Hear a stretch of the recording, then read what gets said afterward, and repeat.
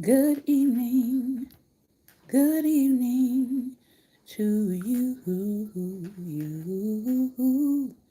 Good evening, good evening to you. Good evening, good evening. Won't you share with a friend or two? Good evening, good evening to you. You, good evening, good evening, good evening to you. You, good evening, good evening, good evening to you. You, good evening. Good evening to you. Good evening and welcome to Daring Dialogues. I'm your host tonight, Shantae Charles. I hope that you have been having a great and wonderful day. I know I have been having a wonderful, peaceful, productive day, both outdoors and indoors. Tonight, we are back with our Women's History Month focus on women icons, and we're going to be looking at tonight women musicians. From the book She Raised Her Voice, 50 Black Women Who Sang Their Way into Music History, and Good Night Stories for Rebel Girls. Stories of 100 real life tales from Black women all around the world. And that's actually where we're going to start tonight. And the first person that we're going to start with is a Black woman out of Poland. Her name is Anna Olga Albertina Brown. I actually learned about her a few years back, and I'm so glad that they have actually chosen to feature her in this book. So that's really, really cool. She was an aerialist. Once upon a time in Prussia, now known as Poland, there was a young biracial performer named Anna. Tiny and incredibly strong, Anna joined the circus when she was 9 years old. She quickly mastered the tightrope, trapeze, and other daring acts. Under the stage name Miss Lala, Anna dazzled audiences across Europe as an aerialist. In her unforgettable Iron Jaw act, she used a thick leather strap with a mouthpiece on one end and a hook on the other. She hooked the leather strap to the trapeze and bit down on the mouthpiece. Dangling by her teeth high in the air, she spun and spun. Next, Anna hung from the trapeze by her knees. With the leather strap between her teeth, she supported another trapeze. On it, a child, a woman, a man, and finally a duo took turns striking poses. She had more moves to shock the crowd. Hanging upside down, dangling by just one knee, she held three men, one in each arm, and supported the other by her teeth. Then came the grand finale. Anna lifted a brass cannon by a strap held in her mouth. Then, boom, the cannon fired. Her body flew back from the blast. She astounded the audience as she still held up the smoking cannon. The famous French artist Edgar Degas was so captivated by Anna's high flying act that he actually painted her. The grace and strength of Europe's first Black female circus star was forever captured on canvas. And if you look her up, her name again is Anna Olga Albertina Brown. There are actually some images of her doing some of these daring feats.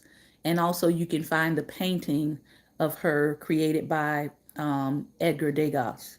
She lived from April 21st to 1858 until after 1919. They do not have her specific date of passing, but she lived until after 1919. All right, good evening to those of you who are coming in. Again, we are looking at iconic women from around the world. This next woman, her name is Ariam Tekley. She's a podcast host and documentary filmmaker. Her quote, "We have always had our own language to talk about systemic racism, The difference is that the world is finally listening. Amen to that. Here is a illustrated image of her.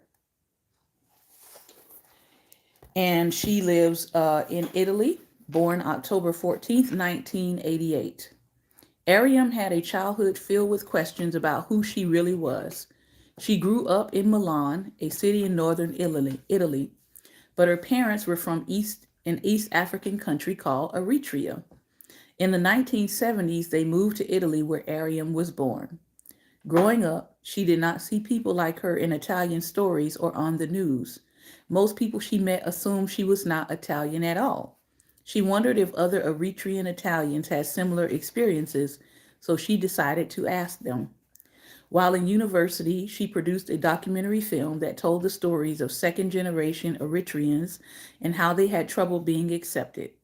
We are talking about a generation that has remained in the shadows, she said, an invisible generation. Some people were shy at first, but they opened up and began to tell Ariam their stories. A few years later, Ariam and a friend started a podcast called Black Coffee. It was a space for them to discuss their identity and the hardships that Black Italians face. In 2020, protests against police brutality erupted all over the United States. The protests sparked similar demonstrations in other countries, including Italy. Suddenly, Ariam noticed that a lot more people were tuning in to her podcast, Black Coffee. Her show had become an important outlet for Italians looking to learn and do more in the fight against racism. No longer a little girl grappling with questions all alone, Ariam has united people so they may tackle challenges together. And the final person from this particular book tonight is by the name of Arlene Hamilton. She is an investor. Her quote, "Be yourself so that the people looking for you can find you." Here is a illustration of Arlene Hamilton.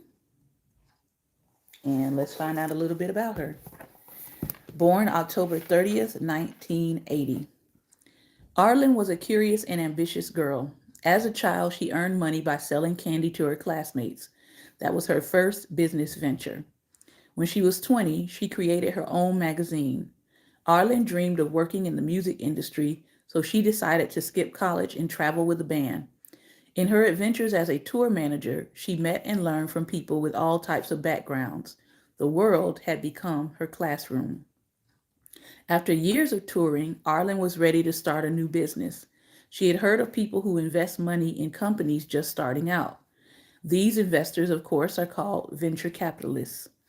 They provide funds, and in return, they own a percentage of the companies they invest in. Arlene wanted to do that too, but she really wanted to invest in companies led by people like her, people who were often overlooked. To become a venture capitalist, Arlene needed money and lots of it. She did a ton of research and identified people who might fund her plan to support diverse businesses. She began reaching out to investors. Success did not come overnight. She stayed on friends' couches and sometimes even slept on the airport floor. After 3 years, Arlene got her first yes. Someone invested $25,000 into her company, Backstage Capital, and it was born. Arlene is the only woman to build a venture capital firm from the ground up. She has since invested more than $7 million in more than 130 companies, giving them a much needed push as well. Arlene Hamilton. All right. On to our second book for tonight. We have 3 young ladies up. 50 Black women who sang their way into music history. Again, this is a wonderful gift for those who are interested in the music business and music industry, especially if you know young women, young girls who are interested in the music business. Excellent gift of choice. So they can learn about all the women, Black women, who sang their way into music history. So tonight we are starting out with Natalie Cole in the genres of R&B and jazz, following in her father's musical footsteps. Born February 6, 1950, transition December 31st, 2015. She says, I was determined to create my own identity. Natalie Cole was an elegant singer who had the shimmering eyes of her father, music superstar Nat King Cole. By the time she turned 11, she was singing and performing on her own. But it wasn't until Natalie finished college in 1972 that she began working hard on her music career and to pursue stardom. Her first album, Inseparable, was released in 1975, and the world responded very well to her longing soprano voice. Two songs from this album, This Will Be and Inseparable, became hits, which helped make her a rising star and won her a Grammy for Best New Artist. She recorded two more hit records shortly after, Natalie in 1976 and Unpredictable in 1977. Many critics thought that her second and third albums wouldn't do as well as her first, but they were proved wrong. Although Natalie was incredibly successful and fame came to her very quickly, she began to do drugs that made her quite sick. She worked extremely hard to recover. Natalie did get better, and in 1987, she began to release top-selling albums again. The best-selling album of her career, Unforgettable, With Love, was released in 1991. This album put her back on the top, selling more than 7 million copies. She showed the world that sometimes you can fall and make mistakes, but if you work hard and let go of things that hurt you, you can once again attain your dreams. In 1991, Natalie released a new arrangement of her deceased father's famous song, Unforgettable, where she and her dad, Nat King Cole, sing the song as a duet. Using new technology, one of the few at the time, producers were able to blend Natalie and her father's voices to make it sound like they were singing together 30 years after he died. The song is a beautiful duet and was a nice symbol of love for her father. Her later albums include Ask a Woman Who Knows, Leavin', and her Grammy Award-winning album, Still Unforgettable.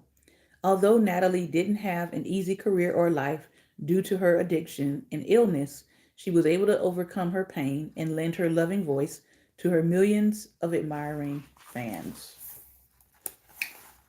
Natalie Cole.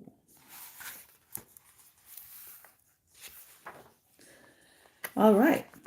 Another true musical treasure, Ms. Elizabeth Cotten. Elizabeth Cotten comes out of the folk and blues genre. Born January 5th, 1893, transition June 29th, 1987. She said, I was just glad to get the Grammy. I didn't know what the thing was. It's the honor, what I love. Elizabeth Libba Cotten is one of the most important folk musicians in music history. She grew up in the early 1900s and began playing her older brother's banjo at the age of 7. By the time she was 9 years old, Libba was working as a servant and saved the money she earned to buy her first guitar. She wrote her first song, the now well-known folk tune Freight Train, in her early teen years. Libba was a left-handed guitar player, making her stand out even more as a musical artist. Guitars are usually made for people who strum with their right hand, so Libba simply flipped the guitar upside down to pick the strings with her left hand as she played the notes on the fretboard with her right. That's right, folks. Hendrix wasn't the first to do that. Her style of playing, where she played the bass strings, low-sounding strings, in counterpoint to the treble strings, was eventually named the Cotten style. When Libba was still young, people in her church found out about her music and asked her to quit playing the guitar and writing songs because they didn't think the music she was playing was godly. Because of this, she actually stopped playing guitar for many years. But then came a fateful day. While she was working in a department store in Washington, D.C., Libba found a little girl who had lost her mother. Libba helped the girl eventually find her mom, who was none other than Ruth Crawford Seeger from the famous musical Seeger family. Libba got along well with Ruth and was invited to work in the home as a maid. She took the job, and sometimes while working, she would quietly play the family's guitar when she didn't think anyone was listening. Ruth eventually heard Libba playing guitar, however, and told her husband Charles about her talent. Charles was so impressed with her playing that he requested to record her music. In 1957, at the age of 62 years old, Libba recorded her very first album, Freight Train and Other North Carolina Folk Songs and Tunes. The Seegers created opportunities for her to play in the homes of famous politicians, including the man who would become president, John F. Kennedy. Libba's other albums include Shake Sugaree, When I'm Gone, and Elizabeth Cotton Live, which won her a Grammy. Elizabeth Cotton played music until she passed away in 1987. Even though she started her musical career later in life, her songwriting and guitar playing felt fresh, and her songs were lovely and written. She is now an important figure in folk music history.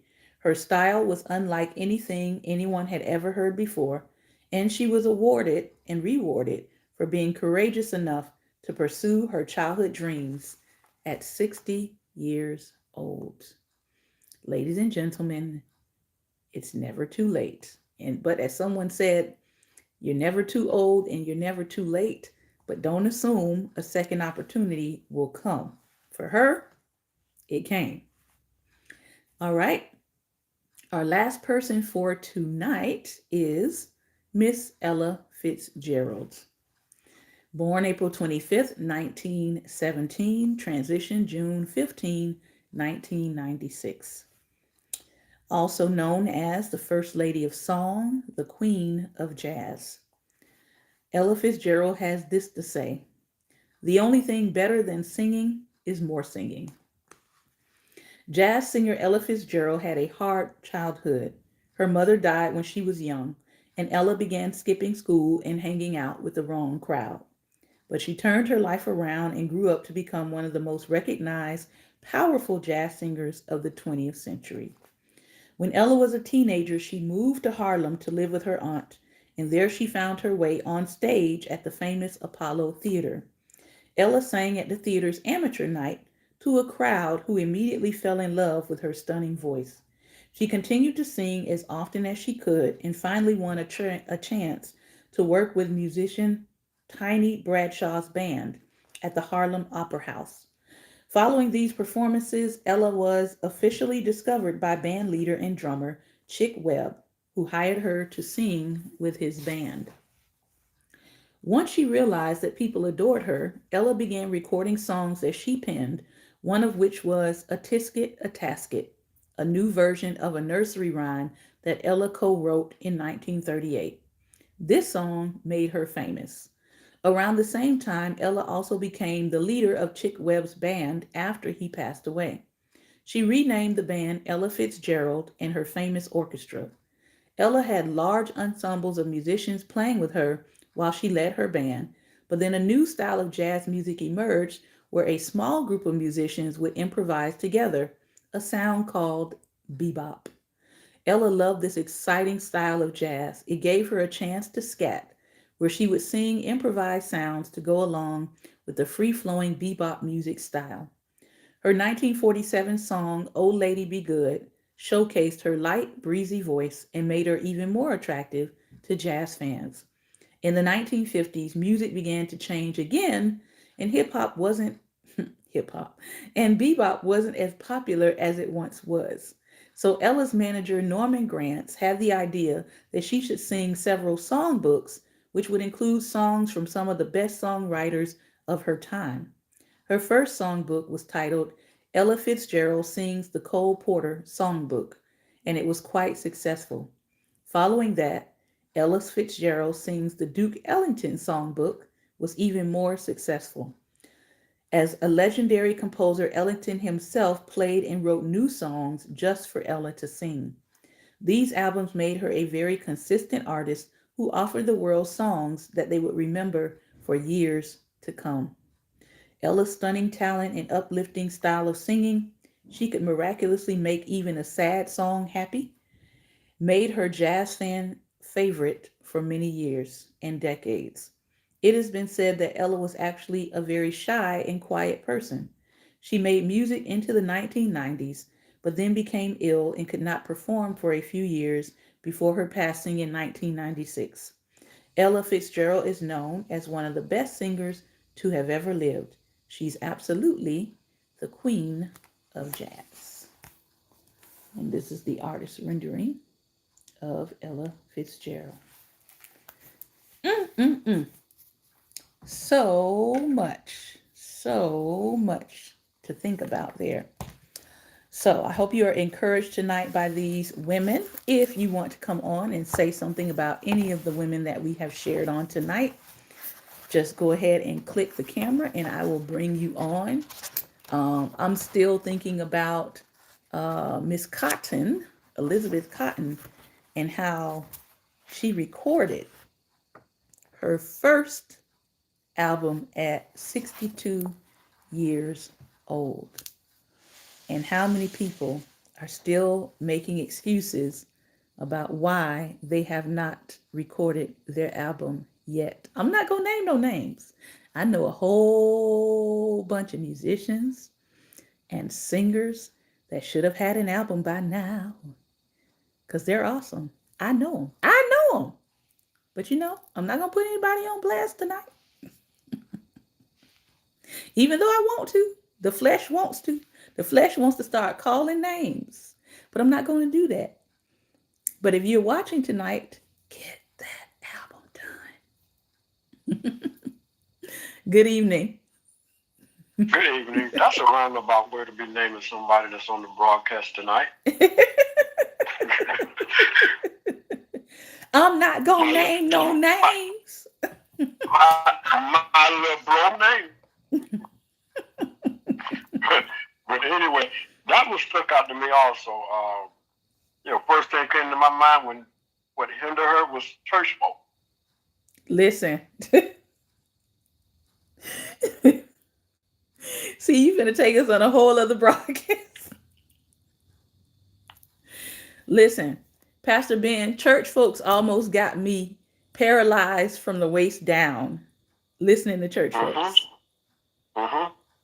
Yeah. I have to tell that story again one day. The last time I just listened to what people said and not what God told me to do, I woke up the next morning and I was paralyzed from the waist down. Went to sleep fine. Went to sleep fine. And told God, well, the pastor said that I ain't supposed to do this, even though you told me. But the pastor said I ain't supposed to do this, so I guess I'm not going to do it. Woke up the next morning, I was paralyzed from the waist down. Do you think the pastor showed up to come help me? And people don't take this the wrong way, because I am a pastor. But I'm just telling you, we don't always get it right. Point blank, period. Go ahead. The moral is do what God told you to do. Mm-hmm. That's the moral. And not what pastor said God didn't tell you to do. So God speak to you, do what God says. And by the way, that same pastor, the same thing that pastor told me that God ain't tell me to do, that same pastor now allows exactly what God told me to do in his ministry. But it took him about 15, 20 years to catch up with what God told me to do. Guess what? I didn't have that long. Yeah. So I'm just saying, I started at 19 years later, I pretty much officially retired from doing what I was doing. And I had already mentored other young people to do what I was doing and started several groups and all that are still going to this day. So I would have missed out on a whole generation that I was supposed to minister to in effect had I waited on what God didn't tell him to tell me. He just hadn't heard God. That's all. Or maybe he heard God but ignored it. He could have heard God and ignored it. He Because could it couldn't have been have God, because God don't like that. he could have just been in his feelings about it. Mm-hmm. But whatever Mm-hmm. it wasn't the same instructions God was telling me. And so because we were at odds, right? I didn't do what she did. She stopped playing. I was Mm-hmm. like, I'm going to go where someone can receive what God has told me. That's what I'm going Mm-hmm. to do. I'm not going to argue with you. I'm just going to go where what I'm called to do is received. Yeah. Mm-hmm. And sometimes that's what you got to do. You just got to go where you received. Right. Now I'm going to, well, I got to, before I move away from the singers, I got to do, oh man, you got to do Ella Fitzgerald and Natalie Cole, because I remember both of Mm-hmm. them. I remember Ella. And Ella is the one that actually got me interested in jazz. Her Mm. singing, that's how I got interested in jazz, because I loved her voice and the way she did that. I think I got So, interested in jazz through Natalie Cole because mm-hmm, I remember singing Unforgettable, and I remember when she mm-hmm. did the video with her father. I Yeah, I also remember that remember too. the song This Will Be an Mm-hmm, Everlasting Love for Me. That song is like almost on just about every romantic movie that's out here. mm-hmm. If it's a romantic movie or if it's like a holiday film, like around Christmas time, people Yeah, throw that song into their film. It's like a mm-hmm, classic holiday upbeat, you know, fairy tale romantic kind of song. Yeah. mm-hmm. Yes. And Natalie did make her own way. Mhm. While her dad was this great singer, Mhm. chestnuts resting on the open fire. Mhm. That was my favorite from him. That Okay. was my favorite of all from him. Now, well, I'm not gonna say my favorite of all, but that one just every time I think of him, that's the one that Mhm. sticks out.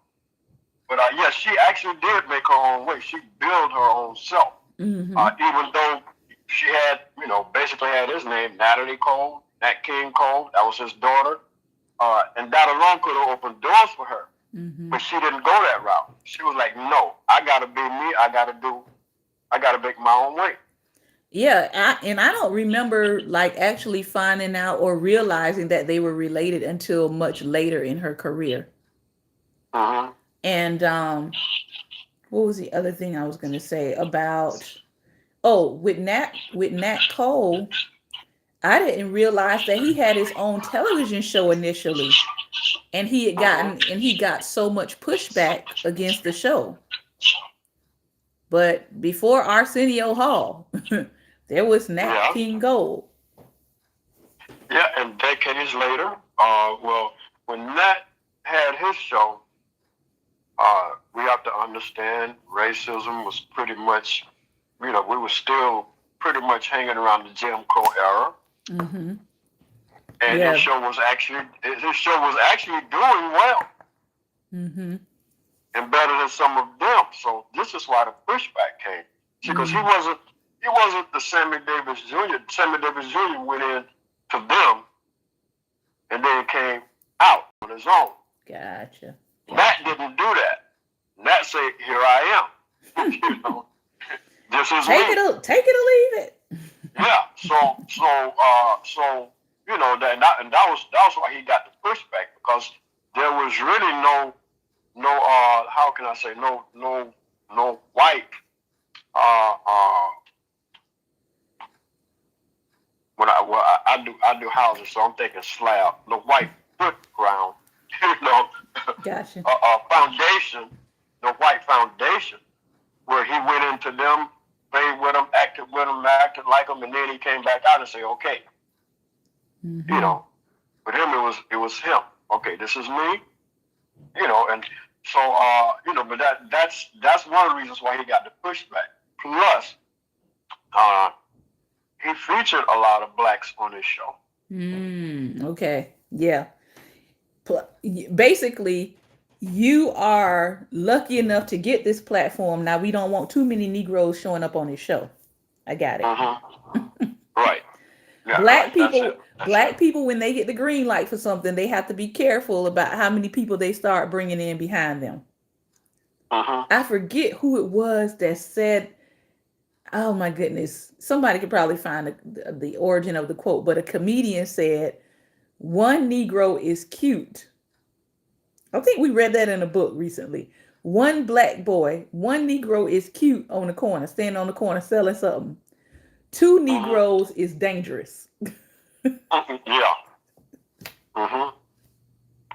That thing tickled me because I think But about that's all the what really. times that I was a child and I would go out and do things. At first, I would do it by myself, and then I would go get somebody else to come help me, and things all of a sudden didn't work out. And then I thought about that quote. It's cute when you see one of us, you still feel safe. Maybe Chris Rock. It's cute when you see one of us. It's not cute anymore when you see 3 to 6 to 10 to 12 of us Right. at one time. All of a sudden you feel threatened. And actually, there was a law against that. Oh yeah, I know. Yeah, there was a Anytime, law against it. and what's so funny about that law, Pastor Ben? The law said anytime there is 6 or more black people together, a white person had to be in the midst or they had to disband. Yep. That's America. Because they were afraid of them planning any kind of revolt, rebellion, or insurrection. And the funny thing about that, even though it's no longer on the books anymore, you can still see that principle showing up wherever you see black people. Black people can start a business, they can start a coalition. As soon as it get to be about 6 of us, you'll see a white person join in the midst. No offense to white people. I'm just telling you the spirit of what you see. There's a group. I really like the group. It's a very encouraging and uplifting group of men. They're called the Silver Fox Squad. A lot of people have heard of them. But the Silver Fox Squad was originally all black men who had gray hair. And as soon as I saw 6 Silver Fox Squads, I said, now watch. Somebody white is coming to join this group of men. And sure enough, again, no offense to the guy. He probably is a wonderful, nice guy. But as soon as I saw 6 of them, I knew this was fit to be broken up. And it's almost like sometimes it's like, can we just have something of our own? You all have so much that's still all white in this country, and nobody says anything about it. And if they do, you ignore what they say about it. Hello, NFL coaches. Yes. So there are things that they have had for decades and hundreds of years that is still lily white. And the way that their policies are written, and we know racism is spelled Policy. The way their policies are written, they don't have to bring anybody else in. But yeah, that was the law of the land. If you see 6 Negroes together, you had to disband that, or a white person had to join it and be a part. That is American history. If you don't know it, go look it up. Go look up the black codes, go look up the vagrancy laws during that time. You'll see a whole bunch of stuff. There were certain professional fields that we couldn't apply for. We just couldn't apply for them at all. If you wanted to do something in sports and entertainment, you were safe. That's why we dominate right now in those 2 areas. Because those were initially the areas that we were allowed to move forward in. No, and actually both the sports, those were actually fights. Because we the story of Jackie Robinson. While he wasn't the best Negro player, he was the best qualified because they knew what he was going to go through. Yeah. They knew what he was going to deal with as far as racism. They knew it. And they felt that he had the discipline to restrain himself, even though he did pretty much get on the verge of losing it a few times. But had that been another player, they would have lost it. Yeah, but think about all the things we know now about trauma and racial trauma and PTSD and how it actually wore on his physical health. Right. He probably would have had another 10, 20 years of life had he not been put under that kind of pressure to break a barrier. Right. That's something that we don't think about, in terms of the sacrifice that people are making. And then when you take that, you can only do these you can only go into these fields by law. Then you bring in fraternities and sororities, and they say, okay, we're going to let you into certain fields, but we're going to start with this group of people. See, a lot of people don't know that either. That a certain number or certain percentages of positions to blacks had to be guaranteed out of that group of men and women. And then out of that group of men and women, then everybody else. So when you look at all of these fields and you start digging into the people that are in the upper echelons, the majority of them are Greeks. That's not by happenstance. That was intentional. So, yeah. If you're a person that's like, I don't do the Greek stuff and I want to just make it on my own, I'm going to say good luck.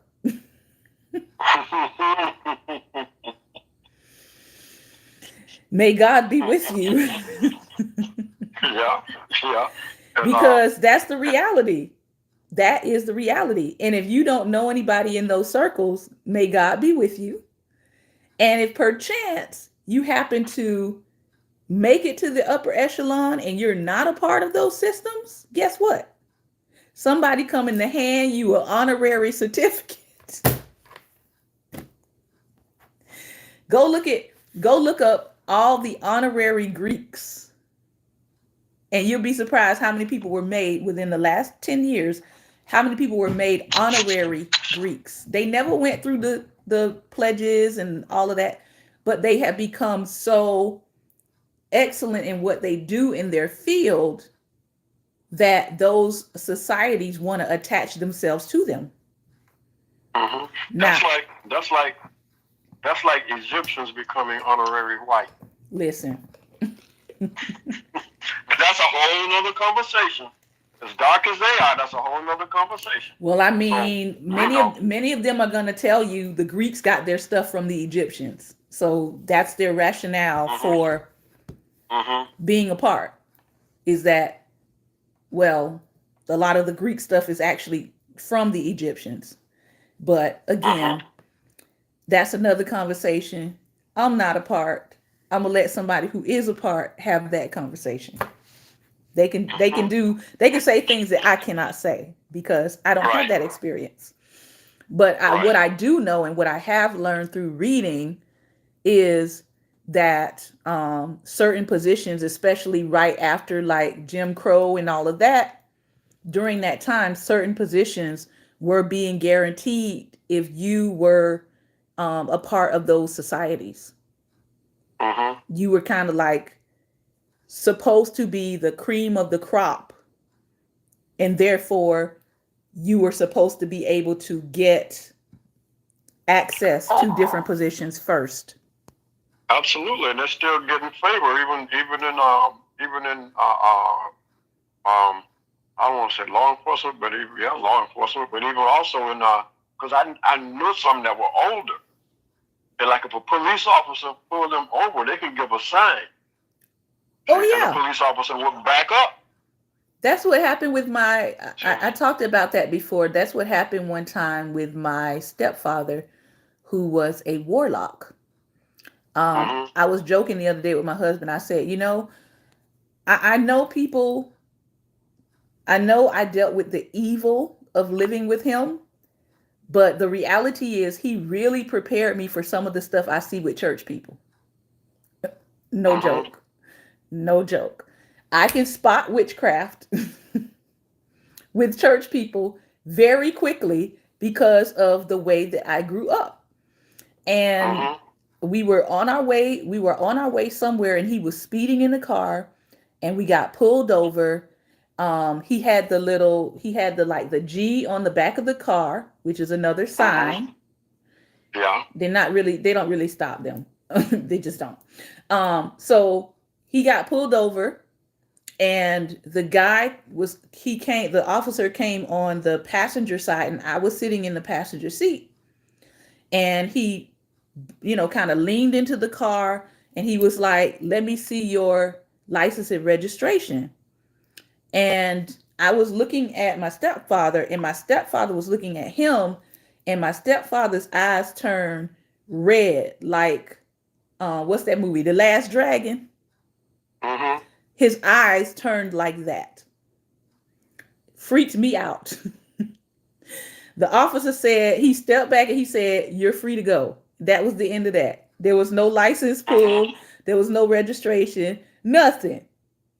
That was the first time that I had saw something in my stepfather that I knew was supernaturally demonic. And so, yeah, nobody has to tell me about the spirit world and whether things are real, because I saw it myself. And Mm-hmm. yeah, but usually if you have, I've heard people say, they have the Eastern Star symbol on their card, they don't get stopped. If you have the, what's the other one? The Benevolence Association symbol, Mm-hmm. because when you support the Police Benevolence Association, they give you Right. a sticker or something like that. You have that Mm-hmm. on your card, they're not going to stop you because Because you you're support the good to them. police. Yeah, you're supporting them. So Mm-hmm. I know somebody gonna watch this and be like, "That's not true. That's not true." It is. It is. It It's an is. it's an Yeah. unspoken thing Mm-hmm. that they're not gonna stop you. Or if they stop you, they're gonna say, "Slow down and be careful." Yeah. Matter of fact, well, this had nothing to do with any of that, but at the same time, it did because we went to one of my niece's graduation in Tallahassee. She graduated from Florida State, and on our way back, police officer was basically baiting us, which was illegal. He would speed up, then she would speed up. Then when he slowed down, she would slow down, right? So he pulled us over. He found out that we were coming from a graduation at FSU, which is where uh, uh, uh, uh, the state troopers go. Hmm. See, that's where their classes are being given, right? So Mm-hmm. once he found that out, he said, "Well, listen." He told us what was going on. He told us exactly what it was going and what we shouldn't have done. Mm. Then he said, "Y'all drive safe and you going safe." But that was basically like, at that point, once we left Florida State, we was at a graduation. That was basically considered like a brotherhood or sisterhood. Mm-hmm. See, so we were, he just let us go. Now, if we was coming from anywhere else, he probably would have rolled her up. Probably. Yeah. You know. Yep. So, but yeah, these things happen. They're real. They are real. So I remember. I'm gonna say this, then we can move on to our other ladies with the A's. But I remember when I was growing up, I didn't know nothing about the Holy Spirit, none of that type of stuff. Didn't know anything Mm-hmm. about witchcraft. But I can go into certain people's homes that we knew, and I would get this feeling. Mm. It was like an uncomfortable feeling. Now I'm talking about from 6 years old on up. Yeah. I'm So, like, I started around, I would say, four hmm 4 years old. Mm-hmm. yeah. So after I grew up, I came to understand that they practice witchcraft.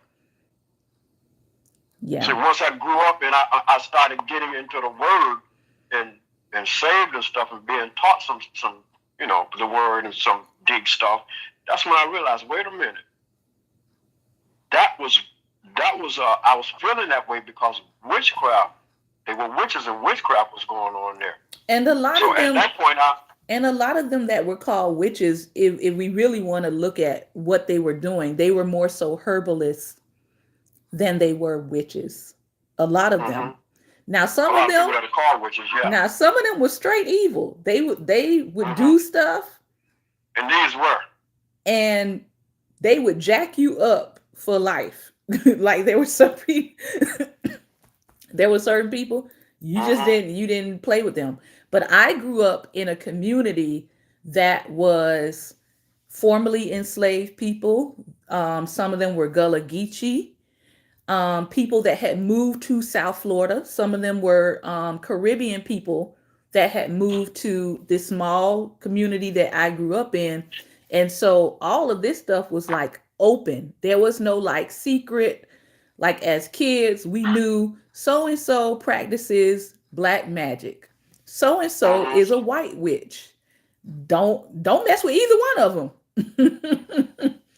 them. We knew like how to identify substances because these people would concoct stuff, and if they had an in for you or they wanted to get back at you, they would put stuff together. I don't know if you remember a substance like it was like pot hash or pot ash or something, and they would put pot ash around people's door, and they would step in pot ash and something would go wrong with their body and they would just be jacked up for the rest of their life. And so I grew up in a community where these things were like normal and they were talked about. And, you know, you knew who was an Eastern Star, you knew who was a Mason, and you knew that there were certain practices that went along with those things. And is that the white powder? I believe so, Prophet Jonathan. I just knew that if you go to somebody's house or you step out of your door and you see all of this white powder and stuff down by your door, you better go the other way because somebody has put something down for you to step in. I remember like spells and different things being put on my stepfather, and I remember my mom having to go to a witch doctor to figure out or whatever and get the ingredients to mix up whatever they told her to mix up to bathe him in it to get whatever it was off of him. I remember that. I remember seeing spiritually the thing that was on him come off of him. See, this is the stuff people don't want to talk about. They don't want to talk about this stuff. But I don't care. You know why I don't care? Because the Holy Spirit. That's it. So I remember as a little girl, you know, seeing my family go through certain processes in dealing with the forces of evil. And when I say the forces of evil, I'm talking about people who knew how to put together and mix herbs together in a way that would do people harm rather than good. That's what they were doing. And some of that same science was utilized in the revolution for Haiti. Exactly. Yeah. So they were using that science in order to affect the people that were coming to oppress them. I actually taught on that. So again, it's the use of those items and the intent of those items. And we can't just throw everybody in one bucket and say everybody was evil. The reality is they knew and understood the sciences of plants, and they utilized the sciences of plants to undermine their oppressors and throw off the chains of bondage for them. There are some people who know those same practices, but that's not what they're using it for. Right. They using it because they want Johnny to go on a date with them tonight. And they trying to force Johnny's will against his will. Okay, that's what they're using it for. So I have just learned in my experience to like not lump everything in with this is demonic, this is evil, this person is a witch. Mm-hmm. And I would Well, hope that the church would learn to do that. I don't know if we ever gonna get it, but you know. Well, the people I was referring to, yeah, they were evil. They were evil. Now, my great grandmother on my mother's side was a full-blooded Cherokee. See, and they knew. See, and it would come down through that side of the family. There were different, remedies. That's what we call them, remedies that cured and healed, and helped. So, but they would also call that witchcraft. Exactly. And that was just herbalism, using natural things, everyday things, to cure or heal the body. Yep. Basically, anything that they couldn't make money off of eventually became labeled as witchcraft and voodoo. That's why I side eye some of these people and some of this stuff I see, because the same stuff y'all were calling voodoo 10 years ago is in the Christian bookstore labeled herbs that heal. Mm-hmm. But you demonize the black people who already knew the science, and you call all of them witches and voodoo doctors. Mm-hmm. But now you selling in the Christian bookstore talking about herbs that heal. Get out of here. Please go sit down somewhere. Yeah.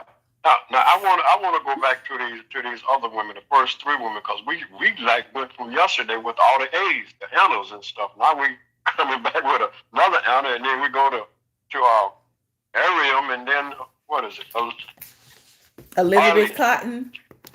Yeah, I want to talk about Anna Albertina, Olga Albertina. Brown. Olga. Mm-hmm. Olga Albertina Brown. Yeah. Because I'm not sure, but I think I actually saw one of her shows on the Ed Sullivan show. I'm not sure, but I knew I saw something similar to that. Okay. Where this lady was hanging upside down on a wire. I mean, it could have been somebody that picked it up from her or copied her or something, and hold it with her teeth. Mm-hmm. And then holding people, lifting people with the same thing, the strap with her teeth and stuff like that. Mm-hmm. I remember seeing something like that. Yeah, I think when I looked her up and I was reading about her, I think I saw pictures of it. And I was like, this is crazy. But yeah. But now there's a message in that. So the strength of a black woman. Listen, if you holding somebody up by your teeth, I don't even know what to say about that. I mean, what can you do? What can you say? Don't mess with Olga. Leave her alone. Leave her alone, baby. Don't mess with her. Be her bestest friend. Yeah. Mm-hmm. But there's the whole people, and the cannon. Yeah, she shot her. I think she shot out of a cannon or something like that. It was something like what? Man, I'm like, this lady was doing this back in the day. Mm-hmm. Right. Way back in the day, man. Right. That's like Prophet Jonathan says she'll bite you. No, she'll bite through you. Yeah, through you. She'll bite through you. She won't just bite you. Anybody swinging by their teeth. You don't want to mess with people. You don't want to mess with that. I'm just saying. Just think twice. Think twice. Oh no. But I had to talk about her, man, because that one. We got to do the podcast too, Ariam. Mm-hmm. Because but notice that while they're black, they're not necessarily American. Right. She's Eritrean, and Eritrea was a Yeah. part of Ethiopia. Mm-hmm. So, And then you got Ariam that was Italian. mm-hmm. See, so that was the one with the podcast. To put us the Black Coffee. Mm-hmm. I'm gonna have to go Black look. Coffee I'm gonna have to go podcast. look that one Yeah. up. Mm-hmm. Yeah. So you got these powerful black women that broke barriers in other countries. So that's what we do. And got the conversation started because again, Yeah. um, oftentimes people start something as a result of or a reaction to, like Black Lives Matter was a reaction to Trayvon. Mm-hmm. So now you have people that are starting things, and it's encouraging to me, because I see my numbers, right? You have people that have been doing the work for a minute, but then something triggers and something goes off in society, and they're right where they need to be at the time they needed to be there delivering the message. Mm-hmm. Mm-hmm. And so again, to me, that's a reminder that you can't wait for somebody to like what you're doing before you do it. You got to do it. Right. Mm-hmm. What does the Field of Dreams say? If you build it, they will come. Some of us are waiting for people to come before we build it. It's like, no, right. Build it and people will come. Build it and somebody will come back and listen to it, and they'll get a revelation or an epiphany about something in their life. So that's one thing I can say about what God has gifted me with in terms of how I move is I don't move because somebody is applauding me. Right. Usually there's no applause involved at all. It's just me and God. This is what you need to do. Okay, God, let's get started. How do we do it? Do some research, figure out what platform or whatever tool I want to use, and then I get started. Let me do this real quick. Right. This has been another episode of Daring Dialogues. I've been your host tonight, Shantae Charles. I want to thank you for your time and attention. If you are listening by anchor.fm, the conversation is still going on. You can join us next time on youtube.com or Daring Dialogues IG page. Take care, and until the next time, stay and be light.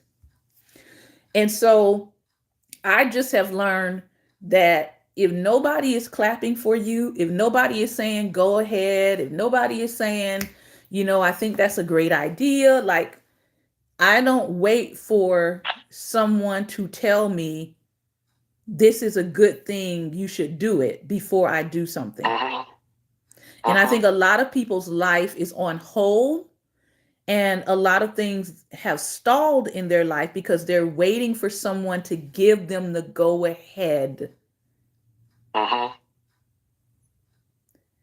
Nobody gave me the go ahead to write books.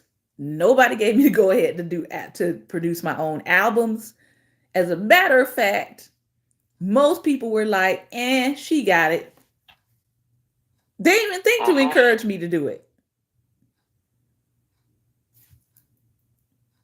So I had to listen to what God was inspiring me to do and move off of God inspiration.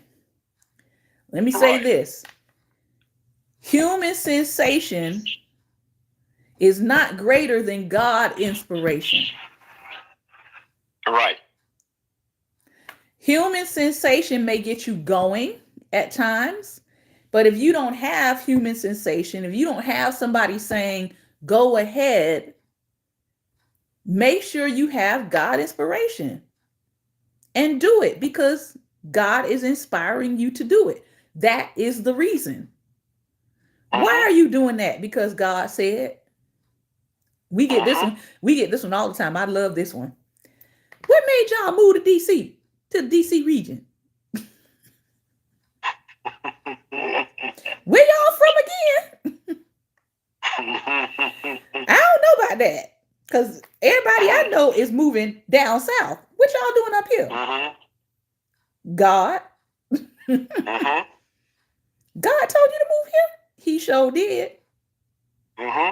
And I tell anybody that moves to this region, you better know that God told you to move here. When one of our banker investor fellows said to us, welcome to DC, the seat of Satan. That's how they introduced us to DC. Yeah. Our investor at our bank. We went in there, we were checking on our account stuff, and he was like, oh, where are you guys from? And we're like, oh, we're from Florida. Do-do-do-do-do. He said, welcome to the seat of Satan. I was like, what? But you know what? It has proved true. It has proved true. And so I tell people, if you're saying God called you up here, the DC, Maryland, Virginia area, we call it DMV. If you're saying God called you to this region, you better know he called you to this region. It's nothing to play with. There are people who will, like, let me just say this, the level of lying. You thought people in South Florida lied? No. People in South Florida, you can kind of figure out when somebody is telling a tall tale. Here, people will have a straight face and telling an entire bald-faced lie about their entire life. They lie about everything. Their age, their profession, how long they've been here, where they from. Like, I have been astounded by the level of lying I have seen in this place with a straight face. So you cannot go off of what people tell you here. You have to have, and have it turned on, discernment. You got to.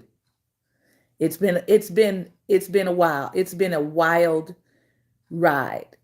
But people who are very like upbeat and optimistic and very hopeful and give people the benefit of the doubt. And what's the other one? Think everybody has your best interests at heart. Honey. This is a concrete jungle up here. And I'm talking from the spiritual leaders on down. It is a hot potato mess. And therefore, the only reason we are here is because God called us here. Because I would much rather deal with the South than what I see here. But we're here because God called us to this place. And he has blessed us to make it through some danger seen and unseen and some treacherous behaviors. But yeah, a lot of people I know from Florida are like, I'm coming to DC. And I'm like, you better have discernment. You better have discernment or you'll be taken for a ride. You'll be taken advantage of. And you know what I realized, Pastor Ben? I realized one of the reasons why that gentleman said the seat of Satan is because this is like the seat of NSA, FBI, CIA. In other words, professional liars.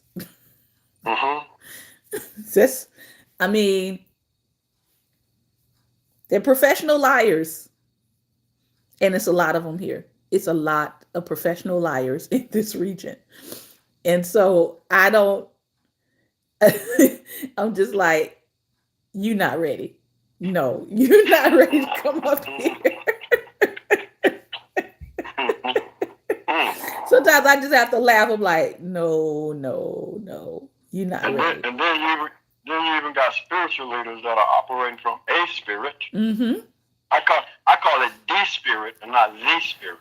Listen, so many leaders, so many leaders in this region, I would say in the last 10 years, have gone to jail for fraud, for racketeering, for um, investment Ponzi schemes, pastors.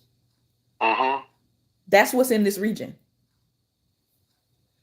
It's not so much. It's not so much the like some regions. It's like a lot of sexual scandal stuff. No, Mm-hmm. this region, it's scamming people out of their life savings, and they're a pastor doing this. Mm-hmm. So it's a very, very precarious region. Are people doing well here financially? If you're black, yes, it's one of the places that black people are actually doing very well. But at the same Mm-hmm. time, you better have discernment. If you talking about you coming to move up here, that's all I got to say. Somebody came to move here. I told them, I said, listen, do not trust anything that you hear coming out of people's mouth. Verify, verify, verify, verify, background check, verify. Call the source of the source of the source. Mm-hmm. We have seen so many fake certificates, so many fake business cards, so many fake degrees. Like, again, professional liars, layers of lies. And so they kind of took it at face value, what I was saying. And let's see, a year later, they are now gone. They went back home because I said, if you're not ready to deal with the level of lying and deceit that is in this region, you are definitely not called to it. And I'm not trying to hurt your feelings, but the people up here lie in levels that I have never seen in my life. And so I'm just like, sometimes I'm like the people in the book of Acts, with Ananias and Sapphira, how he was like, you fixed your lips. You fixed your lips to tell that lie. And then you came behind him and agreed with the lie. Like, it's that. It's that. To 1,000 more degrees. Wow. And you're just like, the audacity. This, yeah. Yeah. So I know we're off topic, but we're still on topic. So as women, especially in this region, everybody's talking about they coming here because they want a man. Honey, verify, verify, verify. Don't you come this way talking about you meeting Jimmy John and Jimmy John live in DC. You better verify everything Jimmy John has told you before you come to be with Jimmy John in this here region. Jimmy John will be talking about, I work in securities. Jimmy John is the janitor at the subway station. Okay? He works in securities. All I'm saying, that's all I'm saying. I'm just trying to help somebody. I'm trying to help somebody. Verify, verify, verify. Pastor Ben, who else did you want to talk about tonight? Okay. Oh, we didn't talk about Arlene Hamilton. Okay. Let's do a little bit about her. Matter of fact, I almost forgot about her.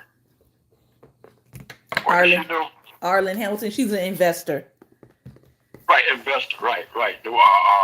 Okay. Yeah, was able to get loan from somebody to start the investment group thing, and it grew big time. Yep. See, so the thing with us, all we need is one yes. See, sometimes we that's get all. One yes. Yeah, we get one yes. We can build anything. We just need the door open so we can step in it. And her company is called Backstage Capital. Mm-hmm. So she wanted funding to create a company to help other people get funding. Mm-hmm. Her vision was tied to helping other people. Right. Mm-hmm. And you know what? Speaking of helping other, well, it's actually it doesn't apply to this, but it does because it was black women helping black slave men. Mm-hmm. But I had a discussion. We had a discussion Monday, not with you, but with before I came in, it was my Bible study. I was actually going into the Ezra again, and I went a little deeper than I normally go, and we were talking about women, what women do, how they affected and impacted history, and I was talking about how the women and children on slave ships, how they would allow them to, go come out and stretch and walk around, and how they would find where they stashed the guns and the keys and stuff to the shackles, and they would overthrow these slave ships. Yep. See, so but we out here folks, trying to overthrow slave ships today without each other. Yeah, black women leading. See, that was black women leading. How's that going for us, Pastor Ben? It's not going well. But see, as you said, autopilot, right? Autopilot. They separated us, turned us against each other, and it's like we can't even see that. So many people cannot. It's really disturbing. Mm-hmm. It's not all of us, but here's the problem. Right. For the minute population that has this what I call reniggerized brain. That's what it is. It's a reniggerization that has happened. For that small group of people who think that way, that they can't trust black men or they can't trust black women, those are the ones whose voices are elevated on everybody's platform. Right. And this is why people think this is all of us. Mm-hmm. Because it's about maybe 2%. But they have the biggest mouths and the biggest microphones right now. And so people take a look at that and they're like, oh, this is what black men think about y'all. No, I don't know one black man who thinks like that. I don't know one black man who thinks like that. And I know a lot of black men from all generations. Black men in their 60s, black men in their 50s, black men in their 40s, black men in their 20s. And the majority of them are with black women. They're married to black women. They're engaged to black women. They are dating black women. They respect black women. They love their black mothers and their black sisters and their black daughters and their black aunties, and they honor them. So this whole reniggerized ratchetness that we see floating to the top like sour milk, that is what is put on display as this is where black people are right now. And I'm like, no, that is not where black people are right now. And if that is all you're seeing, you need to change your circle. Right. Don't put that on all of black. Don't put that on black America. And well, you have, well, as you said, it's on social media. Those are the ones with the loudest voices. Those are the ones that's not going to be put in Facebook jail. Exactly. Those are the ones that the algorithms are going to turn up for. Yep. And so they're all over the place. But people speaking the truth, those are the ones that's put in Facebook jails. Those are the ones that's hindered because they don't want the truth. They want that false narrative. See, just like a few years ago, I think I discussed this with you on here before, where I was saying something about white on white crime. Oh, that doesn't exist. Really? It's just as bad as black on black crime. It's actually proximity crime. But they call it in the black area, black on black crime. Well, I think with what's happening in Ukraine, I think we all know that white on white crime exists now, don't we? Oh, yeah. No, but that's a war. That's not a crime. That's a war. It's different. Okay. That's a white man Putin going to another country attacking white people. you know. So that's a war.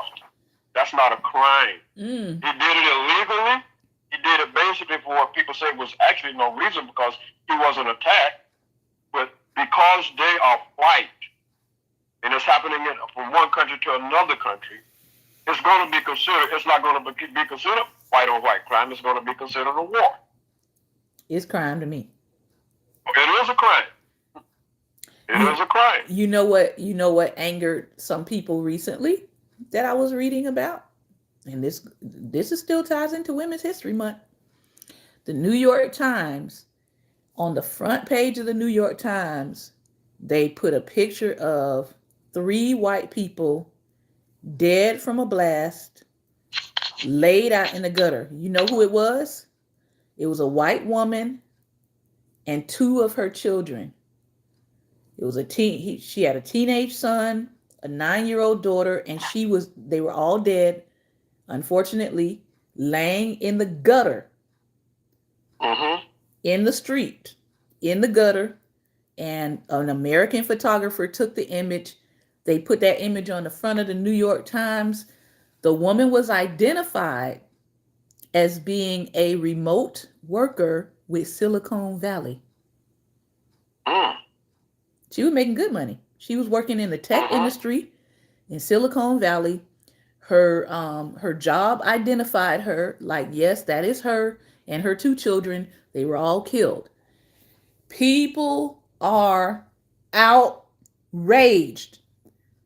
How dare you all put white people, the result of white people killing each other, on the front page of the New York Times? How dare you show the barbarity of what is happening between us being put on the front page of the New York Times? We are okay with you putting 5 preteen boys on the front and calling them what? The 5? Y'all remember that? Okay. Yeah. You're okay with that. But when it comes to showing the devastation of what is being done to white people by other white people, European people, we don't want that on the front cover. Now, y'all need to take this down, because how dare you show us in the same light as all these other nations and countries that we've been spending a lot of time talking about how horrible they are and how terrible they are. And you have the nerve to put a white mother dead in the gutter with her 2 white children on the front cover of the New York Times? Have y'all lost y'all ever loving mind? No, I think they gained it. Because the reality is that was a very traumatizing image to them. The same way it is every time I turn on the TV or I look at the news and I see a still shot of somebody with their knee on yet another black person's neck, not just George Floyd. How many times did they show and put that in stills and videos over and over and over and over again, and you didn't give a flying hoopty about the trauma of seeing that image over and over and over and over and over and over and over again? And this is one still image, and y'all are outraged, but you can't make the connection of all of these images, lynching pictures, video stills, Rodney King beat, like, you can't make that connection that y'all have been traumatizing people. Like, this is not the first rodeo. It just happens to be the first rodeo that looks like you, that you now feel the impact of it. That we've been feeling for centuries. Right. So, yeah, I mean, I think they have gained their mind about it. Mm-hmm. They've gained their Well, mind. first, well, number one is truth. Okay, that's truth. That happened. Like they tell us about racism, get over it. No, you get over it. This is one picture. Get over it already. We've had to deal with millions. And So some still coming out. yeah, you're dealing with just a little bit of what we've dealt with for centuries. Just a little bit, just a little taste. Now, if you can multiply what you're feeling times how many 100 years, I mean, do that, please. Your picture compared to all those, 4 centuries of what we've gone through. But people are taking that photographer through the ringer. How dare you snap that shot, and how dare you make it public? Because a lot of pictures are taken, but not every picture makes it to the public eye. And the fact that made it to the public eye on the front cover, the fact that it wasn't Pookie Nim laying in a gutter.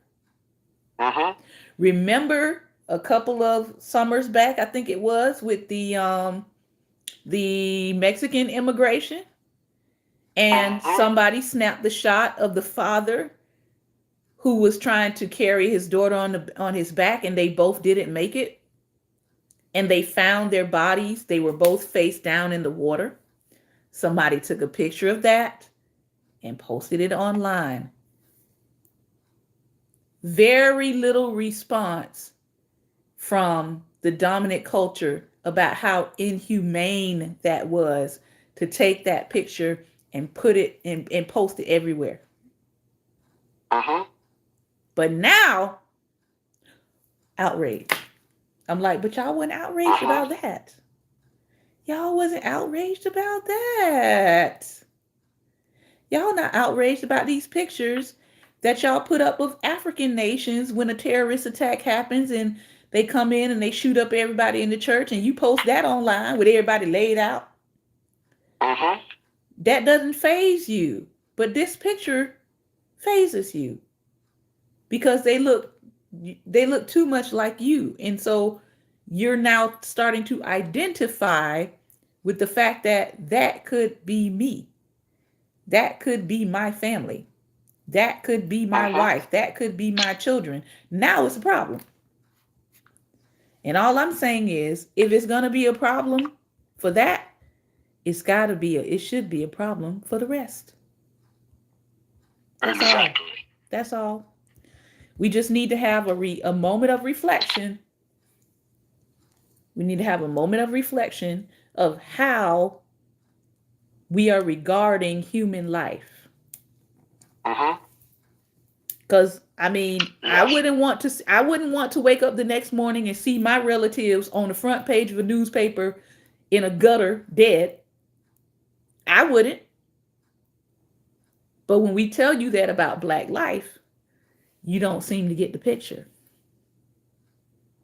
Nope. It's not affecting them, but when it hits home, just a little bit, then you got this is like I told somebody. I'm not going to call any names. As a matter of fact, you know this person. You may not have ever seen them, but you know this person. You may not have ever seen them in person, but you know this person. They said to me, when last year, when Biden was trying to enforce this vaccine thing, I'm voting Republican next year because Biden trying to take away our rights. I'm like, okay, you can vote Republican and take away all the civil rights. Listen. Because this is the thing. White folks are going, I said, you don't have to worry about Biden taking away your rights, because at that point he's trying to take away white folks' rights, and they ain't going to allow that. They're not going to allow that. But they don't care nothing about your civil rights being taken away. That's a whole nother fight. That's our fight. Mm-hmm. It shouldn't be our fight, but that's the way they're going to see. Oh, that's their business. That's their fight. See, but when it comes to their rights that include them, it ain't happening. It's not going to happen. You don't even have to worry about that. That's not our fight, because they're going to fight that fight. Yeah. See, that's guaranteed. So, that mentality, just that mentality alone is like, wow. But see, I'm not, even though I'm a registered Democrat, I don't consider myself really Democrat, because my thing is to vote for my interests, my best interests. See, and from what I've seen, for a while, that doesn't necessarily mean Democrat. I voted for Charlie Crist when he first ran for governor of Florida, because what I saw in him, I said, okay, this is a man that's got the best interests of this state. And he proved that to me. Once he was elected, he proved that to me. Yeah, when his party turned against him, he was pretty, because he was pretty decent. What's that? I was saying he was pretty decent. Was. Yeah, so, and I know many people, oh, well, you didn't vote Democrat? No, I didn't. I voted for who I thought would be best for this state. Mm-hmm. But like I said, he didn't prove me wrong. He actually stood against his own party wishes, because he was elected governor of Florida, and that was his interest, to work for the people of Florida. Yeah, tell that to the interesting being. I don't want to say his name in there now. Final thoughts, Pastor Ben, because I know we are way past time tonight. We can go on and on and on, but again, our women, our black women, contributed a lot, and the trapeze artists, okay, strength, that was power. See, and y'all carry that. Maybe not the same exact way, but in different ways, you carry the same strength, the same power. Find it. Mm-hmm. Find your power. Use your power. Protect your power. Mm-hmm. This has been another episode of Daring Dialogues. We have talked, and we've talked some more, and hopefully you go do some research on a lot of the stuff that we talked about. Remember, light is the most daring opposition to darkness. Continue to go out and be what, Pastor Ben? Light. Be light. I do want to read off these breaking news as we end. Breaking news. We do know that former President Barack Obama has COVID. Lady Michelle Obama, they say, have tested negative, but I think she need to go back and test in 48 hours, because it usually doesn't show up that quickly if you got it from your spouse, just speaking from experience. Now, breaking news, Second Gentleman Doug Emhoff tests positive for COVID-19, prompting Vice President Kamala Harris to curtail her schedule despite her having a negative test, which again, she probably need to retest in 48 hours. Also, in a surprising move, Senate unanimously passes a bill that would make daylight savings time permanent beginning 2023. Why would they do that? I don't know. Because it messes with your circadian rhythm of your body. So I don't know why they would make it permanent unless they're deliberately trying to permanently throw us off forever.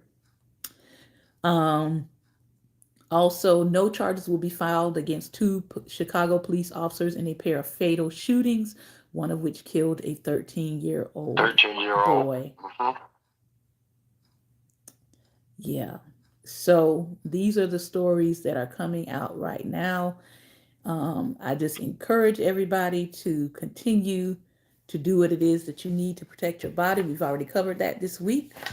And as China shuts down, China is shutting down. 50 million people are going back into a full shutdown in China because of variant surging. Please do what is necessary for your sake to stay safe out here. If you've had COVID before, you don't want to get it a second time. So just keep that in mind. All right. Take care, everyone. Have a good night and God bless.